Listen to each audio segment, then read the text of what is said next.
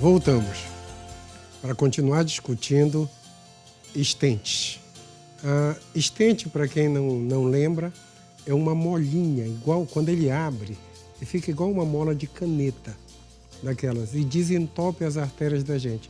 Então, quando a gente tem um entupimento de artéria, que mata hoje uma quantidade enorme de pessoas, o entupimento de artéria do coração é um infarto, o entupimento de artéria na cabeça é um derrame, o entupimento de artéria na perna é uma trombose. O mecanismo é o mesmo, só muda de nome.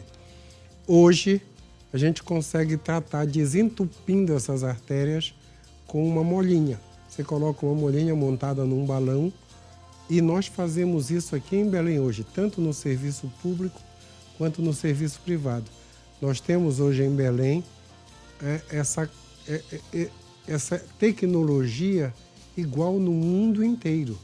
Então, aqui em Paris, em Londres, em Nova York, na Califórnia, em São Paulo, o tratamento é o mesmo, com uma qualidade de médicos excelentes, mexendo com isso em todos os hospitais. Nós estamos aqui conversando com o Dr. Rodrigo. O Dr. Rodrigo é médico, cardiologista, tem especialidade em cardiologia, fez residência na Escola Paulista de Medicina, tem mestrado, está terminando doutorado em hemodinâmica, que é justamente essa área de mexer com stents. Doutor Rodrigo, no mundo atual, depois, eu sou de uma época que em algumas lesões a gente não mexia. Tá? Eu comecei a fazer hemodinâmica em 79 e peguei toda essa evolução que nós falamos, mas ocorriam lesões no tronco da coronária esquerda que eram direto para a cirurgia, lesões em bifurcação que eram direto para as cirurgias, e hoje se tratam com stent essas lesões.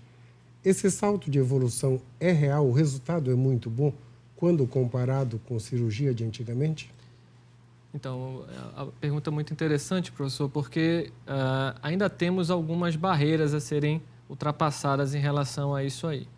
Hoje existem alguns scores de risco que nós podemos lançar mão para definir se o melhor para aquele paciente é realmente a cirurgia em definitivo, como era no passado, ou se nós temos a possibilidade de fazer por angioplastia. Existem subgrupos de pacientes que os resultados são semelhantes. Porém, naqueles pacientes ainda com a gravidade maior de lesões, a cirurgia cardíaca ainda tem o seu espaço, com certeza. E eu lembro que um dos meus preceptores lá na Escola Paulista, ele mostrava um gráfico para a gente em que o número de cirurgias, na verdade, não havia diminuído. Ela havia ficado estável ao longo dos anos. Porém, o número de intervenções havia crescido muito. De intervenções, no que eu digo, por cateterismo cardíaco. Então, havia aquela ideia de que a cirurgia cardíaca realmente ia desaparecer do mapa.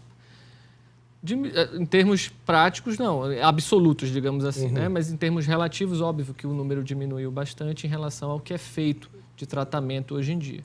E nós avançamos muito nesses pacientes que são mais graves, né? Hoje, sim, é possível tratar um tronco de coronária esquerda, é possível tratar uma bifurcação coronária, sim, é possível desobstruir um vaso que estava ocluído cronicamente, tudo isso é possível hoje em dia. Mas há de se fazer a adequada seleção desses pacientes, não é para todo mundo. Então, isso depende da anatomia do paciente? Depende da anatomia, depende desses scores que foram desenvolvidos através dos grandes estudos, né?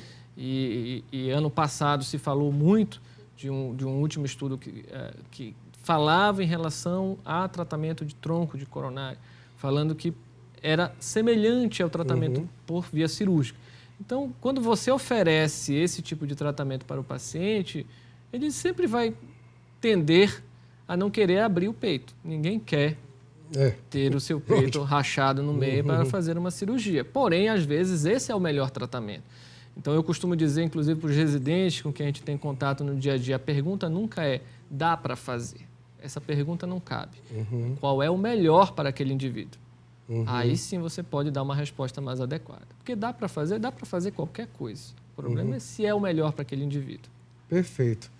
Isso é muito interessante, esse comentário, porque o Rodrigo você foi bem eloquente, bem sensato, né? Que é uma coisa que me preocupa às vezes, é a não sensatez nesses procedimentos. Né? Alguém diz, não, vamos fazer de qualquer jeito. Então, Isso aí me deixa muito tranquilo, seguro de conviver com médicos que têm uma sensatez antes do... Não é porque é a modernidade que tem que fazer a modernidade. Muitas vezes o tratamento de cirurgia ainda é o melhor resultado, né? Nos anos 80, eu mandava para a cirurgia 3 pacientes por dia no meu consultório lá de São Paulo, porque era o único tratamento, né? A angioplastia, logo que ela começou, que era só com balão, era muito complicado, né? Era muito complicado. Você fazia angioplastia, eu assistia às angioplastias com balão e não ousava fazer na época do balão. Eu acho que eu não fiz nenhuma angioplastia com balão, porque eu achava que o resultado não era bom. Você fazia e no outro dia o paciente ia para a cirurgia, complicava, com esporádicos casos de bom resultado. Então, isso é uma coisa muito boa. Agora me fala uma coisa, Rodrigo, o acompanhamento desse paciente. O paciente colocou um stent. Eu tenho que ter muito cuidado com ele. Ele colocou hoje, como a gente falou, vai ficar 24 horas na UTI, que é rotina no mundo. Depois da manhã ele vai para casa. Semana que vem ele vai para o trabalho. Eu tenho que cuidar dessa pessoa muito bem em cima ou pode deixar ele ficar livre? Sim, aí depende exclusivamente do tipo de stent que você vai colocar nesse indivíduo, mas sim, você tem que ter esse acompanhamento bem de perto com esse indivíduo, porque a depender do tipo de prótese que você implantou, o risco de ter uma complicação ou de ter uma restenose no curto ou no longo prazo, aí você tem que pesar esse risco, para ver por quanto tempo esse acompanhamento mais de perto vai ser necessário. Então, a gente, quando coloca um stent, ele vai sair tomando dupla agregação plaquetária. Para quem não entende disso, o paciente sai tomando aspirina, a velha aspirina. A aspirina são 6 remédios. A aspirina mesmo, o Melhoral, o AS, o Buferin, o Somalgin e o Ecazil. Todos esses 6 remédios são aspirina. Todos têm a mesma ação, desde o velho Melhoral de antigamente. Então, ele sai tomando um medicamento moderno.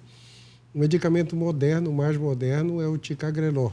Os outros, um pouco menos moderno, é o clopidogrel. Essas substâncias, quando associadas com aspirina, eles não deixam o stent trombosar. Trombosar é formar um coalho de sangue que vai entupir o stent. Então, essas medicações, como você usa? 1 ano, 6 meses, 2 anos, ou como eu? Depende de onde o indivíduo mora. Por exemplo, eu tenho paciente de Macapá, de Santarém, de Tucuruí. Ele não mora num lugar que tenha acesso à hemodinâmica. Esses meus pacientes, eu mantenho eles por 2 anos tomando os 2 remédios. Quando moram em Belém e têm um acesso fácil, aí às vezes eu diminuo um pouquinho. Mas ainda não me deu coragem de deixar 6 meses como nos congressos internacionais. É interessante a estratégia de onde ele mora, né? Mas onde ele mora. Nós utilizamos, na verdade, o tipo de prótese que foi implantada, se farmacológica ou não, e o tipo de stent farmacológico, porque dependendo do tipo de medicamento que tem naquele stent e da estrutura daquele stent, você pode usar por mais ou menos tempo. Nós já temos dispositivos hoje aprovados para a utilização de dupla antiagregação por apenas 30 dias, mesmo os farmacológicos. 30 dias. Existe um dispositivo já disponível no nosso meio, tem um outro em estudo, mas já aprovado na Europa para utilização.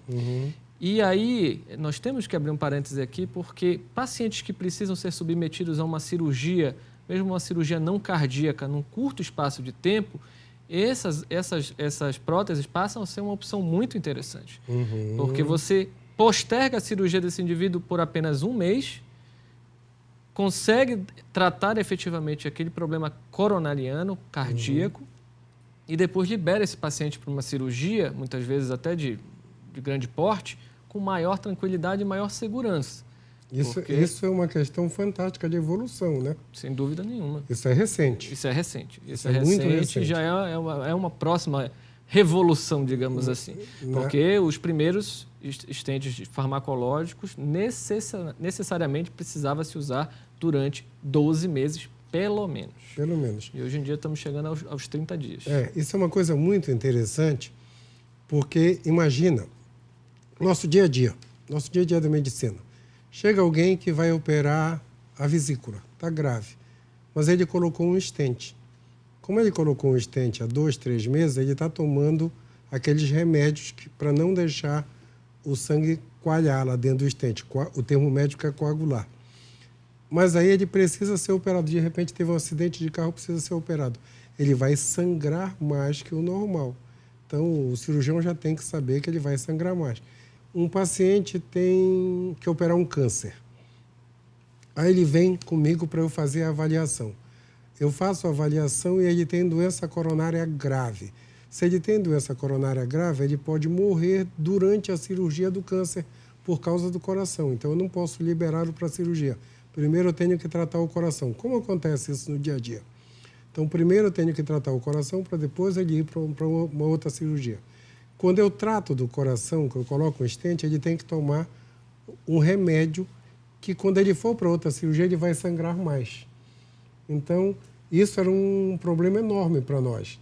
Então, esse problema, teoricamente, está sendo sanado quando eu tenho agora um stent, que mesmo farmacológico, eu não tenho que usar aquelas drogas por longo período. Eu usei muito tempo, 2 anos.